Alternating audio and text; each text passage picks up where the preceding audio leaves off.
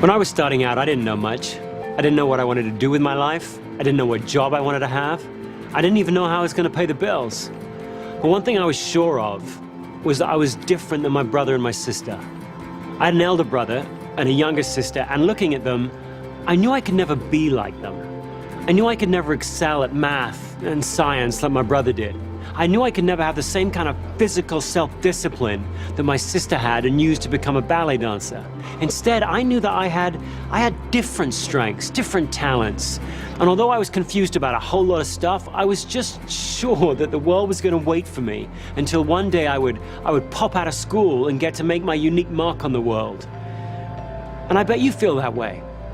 I mean, think back to when you were in school. You knew that in school there were certain subjects that you were drawn to, certain subjects that just grabbed your attention and wouldn't let it go, certain classes where time whipped by and before you even knew it, the bell had rung, and although you wouldn't have admitted it, you kind of wanted the class to happen all over again. And if you didn't like school, then maybe there were certain situations you were drawn to, or certain people you wanted to be around, or certain times when you just knew you were at your best. And you wouldn't call those strengths, not yet anyway, but even back then you knew you had something. You knew you had something special. And now you're holding out hope that your life, your work, your job is going to give you a chance to show everyone what that special thing is. And I've studied over the years thousands of successful people, and if you look at the world through their eyes, work can be a great place. It can be a place where you have a chance to be challenged in just the way that you like to be challenged. It can be a place where people recognize you for what you do well and then push you to get better at it. It can be a place where you get to make the kind of difference that only you can make. But I've learned something else. I've learned that only 2 out of 10 people actually get a chance to have a life like that. I've learned that only 2 out of 10 people get to play to their strengths at work most of the time. Now, the most successful people do, but only 2 out of 10 people get to experience that success. And the needle isn't moving. I do hundreds of these speeches every year to executives, and I tell them a message, I tell them how to figure out their strengths and put them to work, and they hear it, and they believe it, and they want to do it, but it's almost like they're too far down the road to do anything about it. They've got mortgages to pay, and they've got bills to think about, and they've got a growing family, and they've got a career, and they've got promotions, and it's almost like life has pushed them too far down the road, and now they don't feel like they can make a choice. Well, you'll find that. You'll find that life gets really heavy really quickly, and the longer you wait, the heavier it gets, and if you're not really careful, you're going to wind up living some second-rate version of somebody else's life. You're going to wind up in a job where you're not engaged. A job where you're just marking time, where you're just putting in the hours until the weekend comes around. A job where you're not engaged and excited, but a job where you're bored, where you're drained, where you're burned out, where you're trapped. And when that happens, you can blame someone else. You can blame your teachers or your parents or your boss or fate. You can blame someone else, but the responsibility doesn't lie there. It lies with you. It lies with what you choose to do. So the question you got to get your head around right now, is how do you avoid that future? How do you avoid becoming one of the 8 out of 10 that don't play to their strengths? How do you get to build the kind of life where you are playing to your strengths in life most of the time? How do you build that life? How do you build that kind of success? What do you need to know? And what do you need to do before it's too late? Well, here are 3 myths that are going to hold you back. Now, other people are going to tell them that they're true, but they're not. You need to expose them for myths. You need to blow them up, figure out what's true, and then stencil it to your forehead. And don't let anyone ever tell you different. Here's the first myth. And everyone believes this one's true. The myth that as you grow older, your personality changes. It's not true. Here's what's true. As you grow older, you become more and more and more of who you already are.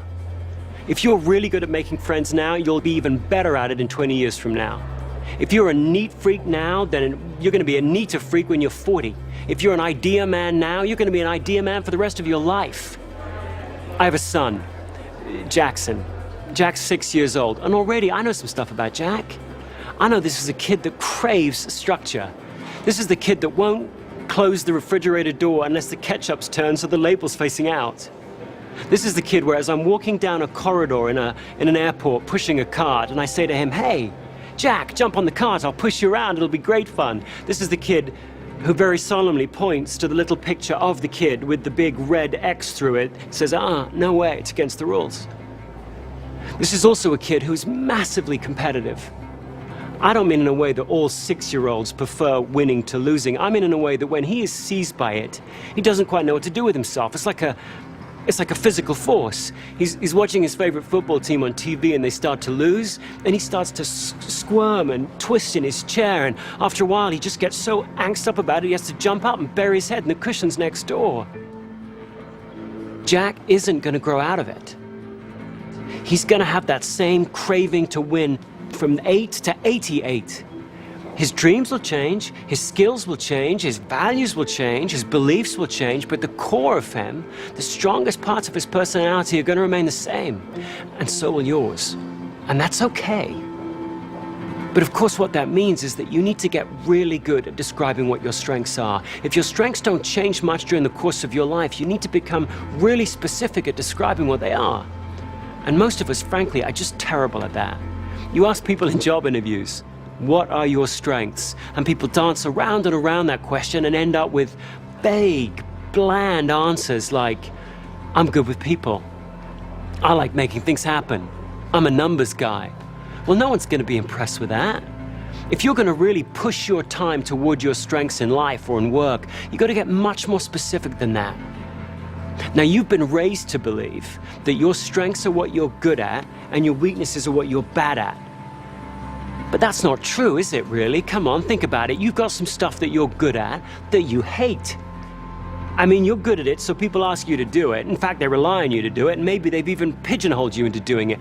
But if you never had to do it again, it'd be too soon. What would you call that?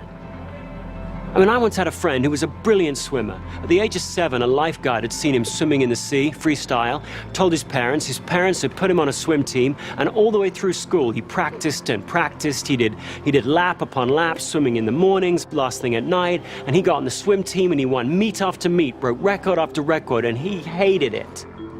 In fact, he hated swim meets so much, he'd get crushing migraines before every one. What do you call that? What do you call that when nature's blessed you with a ton of ability and given you no appetite at all? Where you're brilliant at something and it bores you to tears. What do you call that? Well, you call that a weakness. A weakness is any activity that leaves you weaker after you've done it. Doesn't matter how good you are at it. If it leaves you weaker after you've done it, it's a weakness. And of course, a strength is the opposite. A strength, your strengths, are those activities that leave you feeling strong. Those things that you do that make you feel strong. You need to pay incredibly close attention to how you feel before, during, and after an activity, because your feelings will give you a clue to what your strengths are. If before you do an activity, you actually find yourself looking forward to it, it's a strength. If while you're doing it, you find that you're in the zone, time flies by, you can totally concentrate, it's a strength. If after you're done with it, you feel fulfilled, it's a strength. Not fulfilled as in, thank goodness that's over, but fulfilled as in jazzed or jacked up. That's a strength. Now, to discover what your strengths are then, you don't need someone to tell you what they are. You don't need to take a test. You can find out what your strengths are in a regular week of life. Here's what you should do. Just try this. Take a pad around with you for a week, and anytime you find yourself actually looking forward to doing something, doesn't matter what it is, anytime you find yourself actually looking forward to doing something, scribble it down. Anytime when you're doing something, you find yourself just really in the zone, stop for a minute, scribble it down. Anytime when you're done with something, you feel jacked up and enthused, scribble it down. Don't wait until the end of the day. Don't wait till the end of the week and try and recreate it. You'll end up being way too vague. Do it in the moment. And don't write stuff down that other people are doing to you. Don't write down, I felt strong when my manager praised me. That's the manager doing it to you. Write down stuff you're doing. Don't judge it, just write it down. Verbs, stuff you're doing. I felt strong when I helped my mom understand that point I was trying to make. I felt strong when I cleaned up my room. I felt strong when I was retiling the bathroom. Doesn't really matter what it was. Just write it down. If you feel strong before, during, and after it, scribble it down. And then at the end of the week, what you'll find is you'll have a long list of activities. Well, scan that list and pick the 3 that really leap out at you. Those are your strengths. And then when people ask you about your strengths in job interviews or in the work situation, or when you're trying to think about what you're going to do with your life, look at those 3 activities, talk about those 3 activities. Use phrases like, I'm at my best when, or I feel strong when, and then describe exactly what you wrote down. Be specific, be vivid. Now, other people are going to try and tell you that they know your strengths better than you do. Your parents, your teachers, your managers, but they don't. They may know how to judge your performance better than you, but you know better than anyone else what intrigues you and what doesn't, what you're really interested in and what bores you, what strengthens you and what weakens you. You know that better than anyone else, and those are your true strengths. So learn how to describe them, own them, because those strengths are going to be what drives your performance. Now, the second myth that people are going to try and drag you off course with, and gosh, everyone believes this one, is they'll tell you, look, if you want to grow, if you want to get ahead in life, if you want to get promoted, you can't rely on your strengths. In fact, you've got to figure out what you're not good at and really work at getting better at it. And this starts really early in school, doesn't it? You came back home with 2 A's, a C, and an F, and everyone, your parents, your teachers, they focused on the F, didn't they? You were really good at English and bad at maths, and you got remedial maths. And this continues at work. It will. You'll go to your first performance review, and it'll be 2 minutes on what you did well, and then they'll really drill down into what you need to work on. And what you'll need to work on are your weaknesses. If you're not careful, your whole career is going to be one long remedial math class. Now, the point here isn't that you can ignore your weaknesses at work. You can't do that any more than you can ignore the F in school. The point is that you shouldn't be working on your weaknesses. You're not going to grow most in the areas where you're weakest. You should be working on your strengths. That's one of the truths that's so important for you to remember. You're going to grow most, learn the most, develop the most, be challenged the most, bounce back fastest when you're working on your strengths. If you want to know a truth, know this one. Always be working on your strengths. If you want to succeed in life, you've got to deliberately push your time toward where you have some unfair advantage over everybody else. That means each week, you ought to have a strong, weak plan. Each week, you've got to have a strong, weak plan. That's not complicated. That just means that each week, you're going to have 2 things, just 2 things you're going to do each week to push your time toward your strengths and away from your weaknesses. Just 2 things you're going to do every week for the rest of your life. Think about the most successful people you know. Just for a minute, just think about the most effective people you know. Just get them in mind. Just visualize them. Don't they seem to spend an awful lot of time doing activities that really jazz them, that energize them? And you look at them and you go, you lucky devil. You lucky devil. How'd you find a job like that? How'd you find a life like that? How'd you find a job that fit you so perfectly? But of course, they didn't find it, did they? They built it. Each week, every week, they deliberately pushed their time toward those things that energized them and away from those that didn't. Each week, they pushed and pushed until gradually they tilted the floor until the best of their job became most of their job. Well, you should do the same. Each week, volunteer your strengths to your team in some way. Each week, show your team how your strengths can help the team achieve its goals. Each week, deliberately learn some new skill, some new technique, some new trick that will help you put your strengths to work. And then slowly, gradually, each week, you'll rewrite your job description under your boss's nose, and he'll or she'll love you for it. Because then you'll win. Now, some people will tell you not to do that. They'll say, look, the team needs more from you than just playing to your strengths. You can't just play to your strengths, they'll say. The team needs you to put your strengths aside and do whatever it takes to help the team. There's no I in team, they'll tell you. They're wrong. That's actually the last myth that might be holding you back. The myth that the best teams have a bunch of well-rounded people all playing every role equally well. Well, they aren't like that, are they? You look at the best teams. You think about the best teams. They're not made up of a bunch of people all playing every role. They're made up of a bunch of people who have figured out what their strengths are, and then they've surrounded themselves with people who are strong where they're weak. So the team has become well-rounded precisely because each individual in it isn't. Well, if you want to become a great team player, you've got to do the same. You've got to partner with people who are strong where you're weak. The point of being a great team player is not to put up with all the stuff that weakens you. The point of being a great team player is to partner up with people who are different from you. What we, your teammates, what we need from you is we need to know, where are your shoulders broadest? Where can we rely on you the most? When the pressure's really on, where can we count on you the most? When the pressure's really on, what plays can you run? And you need to know the same from us so that we can partner up and get stronger together.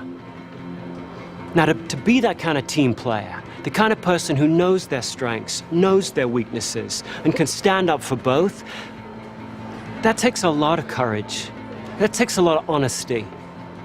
Warren Buffett, second richest man in the world, he knows a fair bit about that kind of honesty, that kind of courage. Recently, he did something really strange, didn't he? He gave away $31 billion to the Bill and Melinda Gates Foundation. And he held a press conference to try and explain why he would do such a thing, where somebody said, hey, why'd you give all your money to somebody else's charity? And he gave two answers. One of them predictable, the other one just odd. The predictable one was this. He said, I gave it to the Gates Foundation because they can give it away better than I can. They are better than me, so I'll give it to them. They'll give the money away better than me. Typical, practical, Buffett-like answer. And if he'd have left it at that, we'd have chalked it up to just another example of Warren Buffett being smarter and wiser and humbler than the rest of us. But he didn't leave it at that. He couldn't.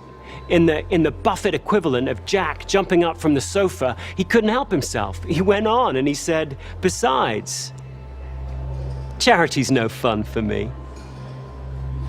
Who says that? I mean, some of us may occasionally think that, but who says charity's no fun for me? Imagine the kind of courage and self-assurance it takes to stand up in front of the world and go, you know what? That's not me. In work, that would be like you saying, you know what? I don't want to be a manager. I don't like being responsible for other people's work. When everyone's telling you that to get ahead, you should want that you should want that job, that you should want to be promoted, it takes a strong person to be able to stand up and go, you know what? That's just not me. Now, when Warren Buffett said that, he wasn't trying to hand off all the rotten jobs off to somebody else. He wasn't saying that charity is stupid work. He wasn't disrespecting the goals of charity. He was saying something much wiser, much smarter, wasn't he? He was saying, look, I so respect the goals of charity, they can't be entrusted to a guy like me. Well, if you're going to be a great team player, you've got to have that kind of courage. You've got to have that kind of honesty. You've got to be able to take a stand for your strengths and then fess up to your weaknesses. And then surround yourself with people who are strengthened by the very things that weaken you. Then, and only then, are you going to achieve the kind of success that you always knew you could achieve. Now, I'm not saying this is going to be easy. It's not going to be easy to stay on your strengths path. Not least because other people, well-meaning people like your manager or your parents or whoever, are going to try and drag you off it. You'll go back, you'll use your strengths, you'll be successful, and then people will offer you a bigger job, a better job, with more money, a nicer desk, a better view. And some of those jobs you should take, but some of them you shouldn't, because they don't allow you to play to your strengths. And if you're not really careful, you're going to wind up over-promoted in a job that you shouldn't have. Well, the only person who has to stay clear-headed enough to figure out which doors to march through and which doors to slam shut is you. And I'm not saying this journey is without risk either. The whole strengths journey that you should be on for your life, there's risk to that. There's risk that one day you're going to go back and go all out with all of your strengths and not win. Like my son Jack will take all of his competitiveness, just really go all out with it and not outperform a competitor. That's a bitter pill to swallow, that is. Or maybe there's a risk that you'll go back and you'll say to your manager, I'm weakened by confrontation. And she'll go, like I care. You're trying to just hand off all the rotten stuff off to some other person. So yeah, there's risk that you'll be misunderstood. But a writer, Anais Nin, had a great line on risk. She said this, she said, and the day came when the risk it took to remain all tight in the bud became greater than the risk it took to blossom. There's risks to blossoming. There's risks to betting your life, your career, your success, your satisfaction on your strengths. But you know that from this day forward, the risks of not doing so are far greater. Because here's what I know. One, I know you have strengths. Whatever you think about in terms of your strengths and weaknesses, there are certain activities that make you feel strong. You have strengths. Two, I know that no one's got quite the same configuration, quite the same pattern of strengths and weaknesses as you do. The least interesting thing about you is your race, your sex, your age, your nationality.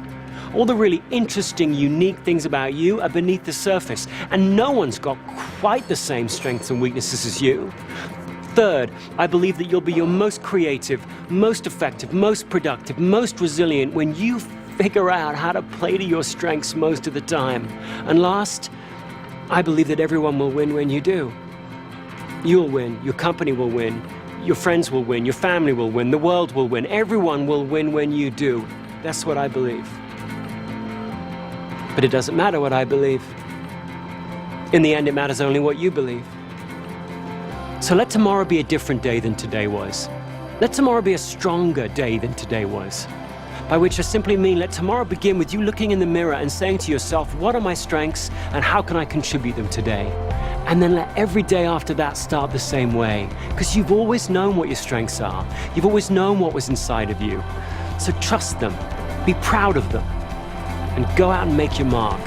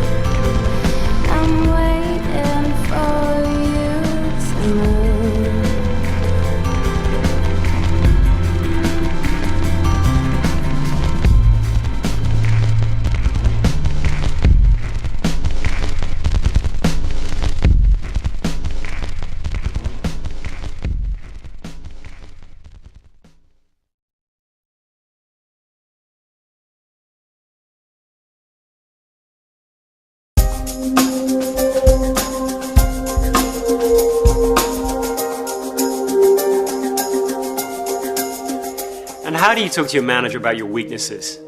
I mean, in most working places that I've been into, you're not supposed to have any weaknesses. By the time you get to any level of responsibility at all, you're supposed to be well nigh perfect. I mean, imagine walking into your manager's office and going, I don't have a strategic bone in my body. No, just strategy, surgically removed at birth for me. I can ask lots of what-if questions, I just don't have any answers. Or how about walking in and going, no, I'm just not a visionary. Can't see anything beyond around what's the next corner. Sorry, functionally blind beyond that area. I mean, who says that? Who says that? It sounds like you're like a First World War soldier going up to your captain and saying, I'm not really a go up over the trench kind of a soldier. I'm more of a stay at home, clean up the trench. You guys go up over the trench, I'll come back, it'll be spotless. I mean, come on. Who says that these days? And yet you've got to have the conversations. You've got to be able to talk to your manager about what weakens you. If for no other reason, then he or she's got to figure out how to cast you in the right roles. If you're going to manage around your weaknesses, you've got to talk to someone about it. You've got to talk to your manager about it. How do you do that? Well, here are two suggestions. First, don't say, this is a weakness of mine. Say, this is where my productivity is going to be lowest. In this area here, with this activity here, you're going to see less persistence from me, less creativity from me, less resilience from me. I'm not saying that to whinge, I'm just saying that to tell you. Second, have a couple of things that you think that you can do about it. If you're weakened by long meetings, say, and I figured out, here's a really nifty way to shorten this meeting up, what do you think? If you're weakened by doing the PowerPoint presentations and you're drained by it, have a solution or a suggestion as to who might come in and do that with you, or something, some action that can be taken, so that you don't come across as someone walking in and whining all over your manager as though he or she should jump to it and try and make your world perfect. Your manager's job isn't to make your world perfect. Your manager's job is to drive performance with you. But to do that, they will need to have you take the responsibility for coming in and saying, hey, in these activities over here, these are where I am least productive, least effective, least creative. So long as you can phrase it that way, and so long as you can come up with a couple of things you think you can do right now to mitigate it, that's going to be a much more productive conversation. Try it.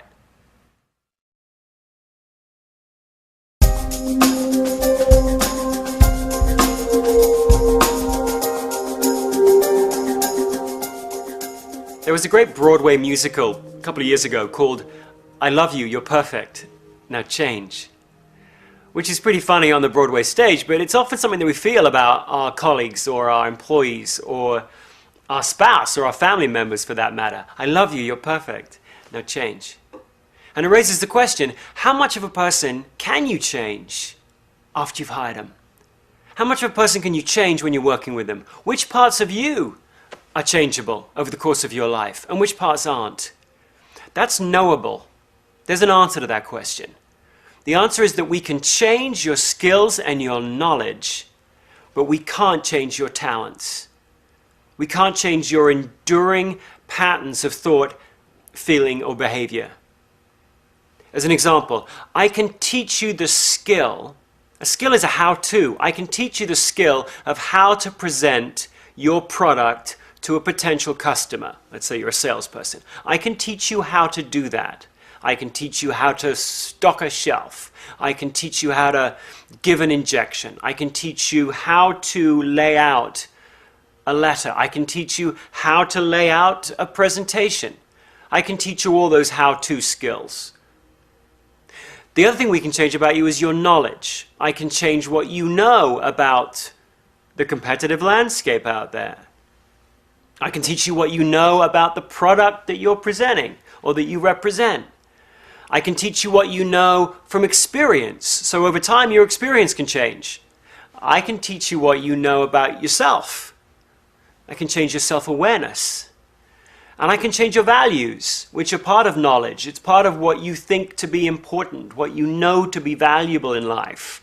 Clearly, over the course of your life, your values change. Your values at 15, what you think is totally important at 15 is not the same as what you think is totally important as 85.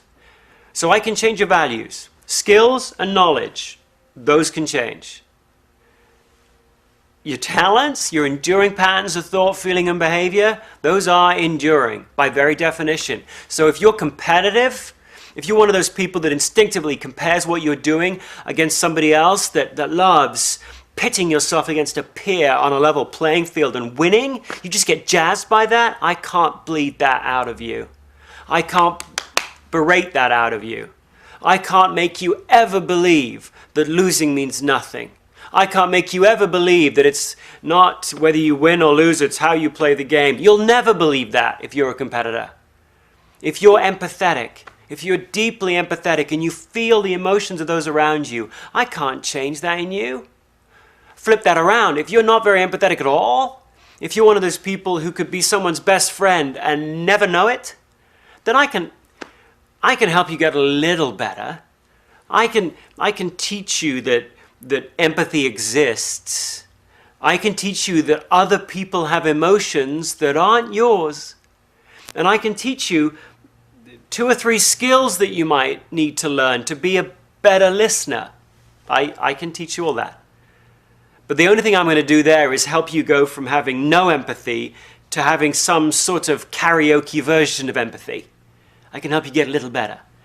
But in terms of those deep, recurring patterns of who you are, how empathetic you are, how focused you are, how competitive you are, how strong your need for achievement is, how driving your craving for significance is, how altruistic you are, I can't change those about you. Those are recognizable to you and your friends in the schoolyard, and they'll be recognizable by your grandkids when you're 85 years old. Those are the enduring parts of who you are. You need to trust them, own them, honor them, and then figure out a way to combine them with skills and knowledge, and so make a real impact in the world.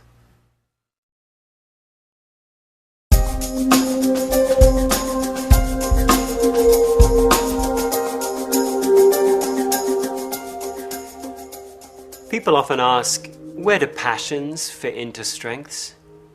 How does passion fit into focusing on your strengths in life? Well, passions are the building blocks.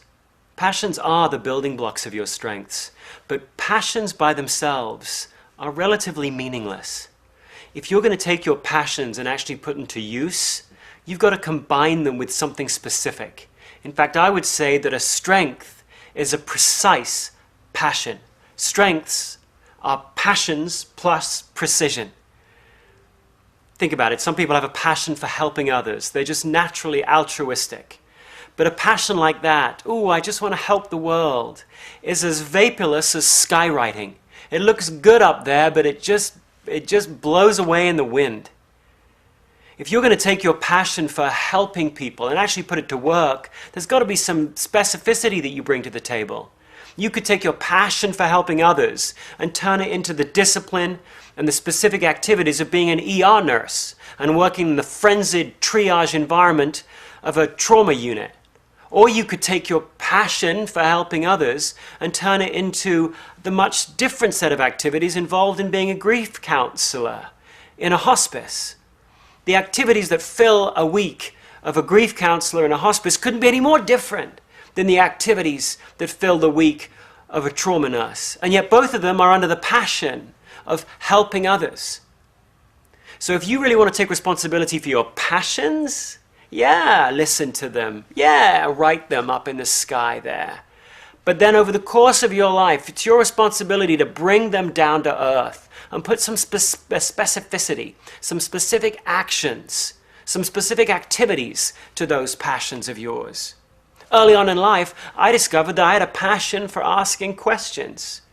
I had a passion even for interviewing. I mean, I took it from asking questions to, ooh, I have a passion for interviewing. I took it from 30,000 feet to 5,000 feet.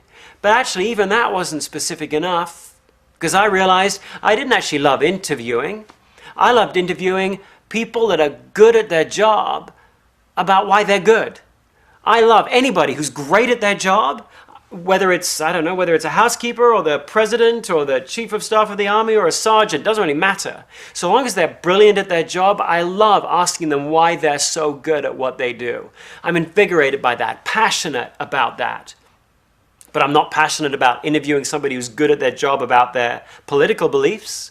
I'm not passionate about interviewing someone who's bad at their job to help them get better.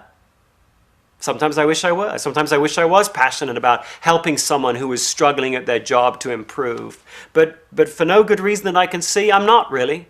I'm only really passionate and invigorated by talking to people that excel, to explore why they excel. I've taken that 10,000-foot skywriting of asking questions and having a passion for that, and I've turned it into a specific set of activities that I can build my life around. If you want to live a strengths-based life, you've got to do the same with your passions. Take them out of the sky and bring them down to earth.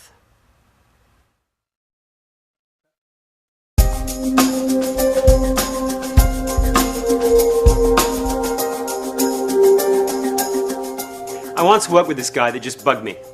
I didn't want him to bug me. I wanted to like him, but he just bugged me.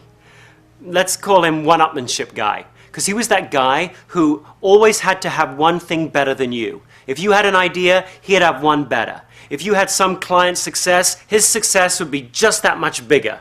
He was the guy where if you said you'd climb Mount Everest, he said he'd climb to the moon. He was that guy, just always one thing better than you. And I wanted to like him, but I would look at him and I would go, I mean, I wouldn't say this out loud, but I would think to myself, you deplete me. You deplete me. Every time I think about going to a meeting with this guy, I would think I'd be walking in like this, and I'd find myself just almost physically not wanting to go into the room with him, not wanting to sit across the table with him. What do you do when the people you work with weaken you? Well, here are 4 strategies you might want to think of. First, stop being around them. I know, sometimes you can't avoid them, but you can probably do something to avoid being around them. And sometimes a legitimate strategy to use for a bad relationship is to get out of it. So can you, first of all, stop being in situations where you're in close proximity with that person? Second, can you team up with someone that softens his rough edges? with this chap, with one-upmanship chap, there was a third person who we often used to work around who was really inquisitive. And whenever one-upmanship guy would say, hey, I've just done X, Y, or Z, rather than having my reaction, which was to get all kind of get my back up and my bristles up, this person would go, ooh, tell me about that. Ooh, tell me more about that. They were just naturally intrigued by what this person had just said. And actually, by hearing one-upmanship guy describe his new brilliant idea, I became kind of intrigued by one-upmanship guy's brilliant idea. This third person somehow made one-upmanship guy feel a little less annoying. Actually, he began to look rather smart to me. Sometimes that works, doesn't it? You bring a third person in, it changes the dynamic. Third, try this. Offer up one of your strengths and see whether or not you can drag him into a place where he ceases to bug you quite as much as he did before. With one-upmanship guy, I'm a guy who's conceptual. I love ideas. So after a while, I would just keep bringing him more ideas and seeing where he would take them. I almost took it as a little competition with myself to keep seeing, in every meeting I was with him, could he really one-up every new idea, every new initiative, every new thought, every new action I could bring to the meeting. So in a weird way, he was motivating to me to keep offering up my idea strength, my innovation strength, my conceptual strength, and just see what he did with it. And frankly, sometimes he had some pretty darn good ways to take an idea of mine and take it up to a new level. Finally, try shifting your perspective on this person that weakens you. Can you begin to look at them through the lens of their strengths? Every single one of us probably rubs somebody the wrong way. And you could choose to look at somebody through what they don't bring. You could choose to look at somebody through who they aren't. You could choose to characterize anybody in the world by what they don't bring. Well, perhaps the problem wasn't one-upmanship guy's problem. Perhaps it was my problem. Perhaps I was looking at him as someone who was trying to compete with me, and all he was doing was trying to bring new ideas to the table. Perhaps I shouldn't have looked at that as a direct conflict or competition with me. Perhaps really I should have looked at that behavior as him never being satisfied. Maybe he was the kind of guy who always was looking for some better way, some new configuration, something as yet unthought of. And therefore, maybe he was an awesome catalyst for me and the rest of the team. I did try that with him, and frankly, it worked like a charm for many years. What began as my problem, he weakened me, I changed my perception, and suddenly I saw him in a totally different light. I'm not saying that will work with you every time. To go back to the original S, sometimes you do have to stop being around people. But there are other strategies you can try before you just opt out of the relationship and blame the other person.